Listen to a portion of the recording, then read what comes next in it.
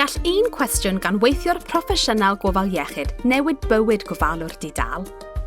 Y cwestiwn yw, ydych chi'n edrych ar ôl rhywun? Mae'n syml dydy, mor syml mae bron yn hawdd ei anghofio.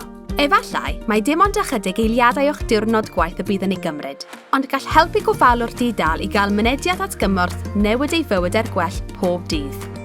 Mae dros 370,000 o ofalwyr di-dal yng Nghymru, ac maent yn rhan hanfodol o'n system iechyd a gofal cymdeithasol, gan arbed 8.1 biliwn o bunnoedd i economi Cymru pob blwyddyn. Mae'n bwysig ei bod yn gallu cael y gefnogaeth sydd ei hangen arnynt i ddarparu gofal da ac edrych ar ôl ei iechyd a lles ei hunain.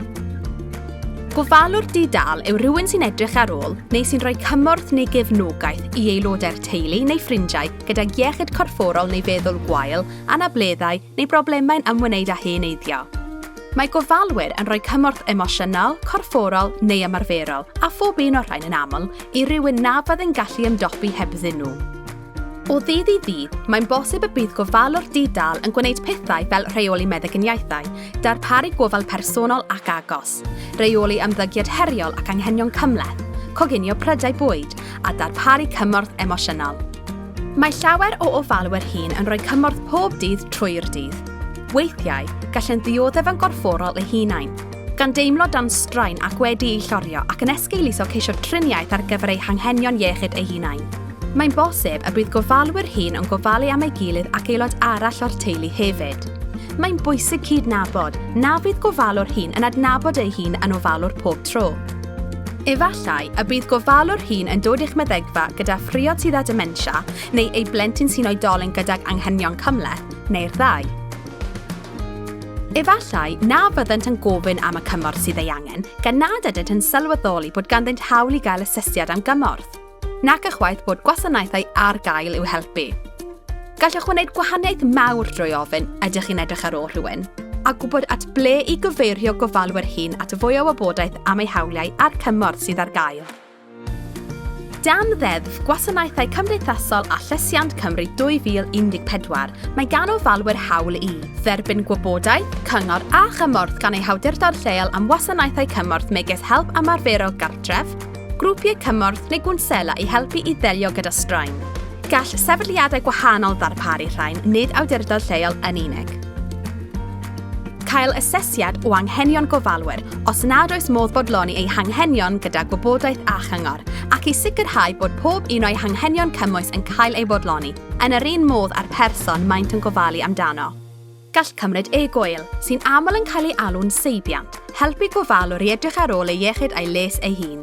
I ofalwr, gall hynny fod yn seibiant byr tra bod yr unigolyn mae'n gofalu amdano yn aros mewn cartref gofal, yn ymuno â grŵp cymorth lleol neu gyfarfod ffrindiau.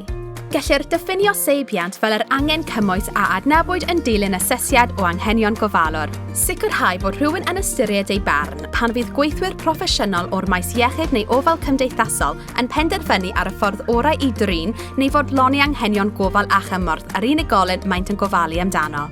Bydd adnabod gofalwyr hŷn yn ei gwneud hi'n haws i chi gynnig y driniaeth a'r cymorth effeithiol mewn modd amserol ac effeithlon. Gall gofyn, ydych chi'n edrych ar ôl rhywun, annog gofalwr ei rhannu gwybodaeth hanfodol am ei gyfrifoldebau na byddai'n ei datgelu fel arall.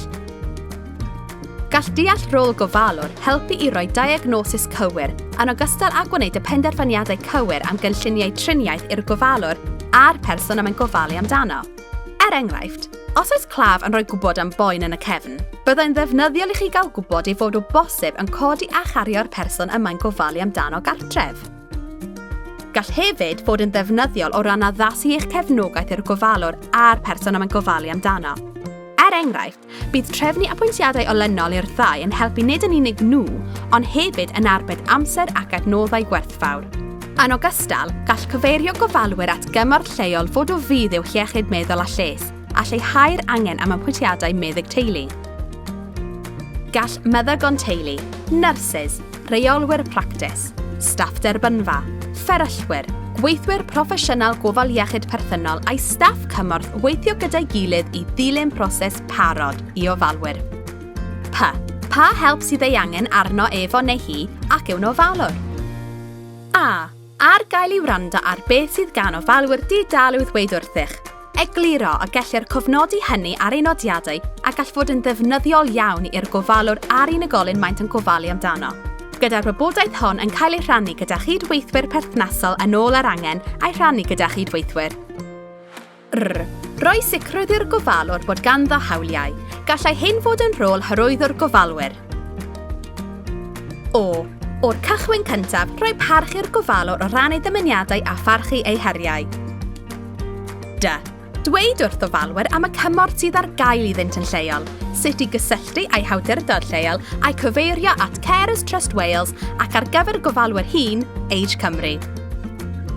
Ewch i carers.org/Wales a wdriphlyg ageuk.org.uk/Cymru i gael mwy o wybodaeth am hawliau gofalwyr.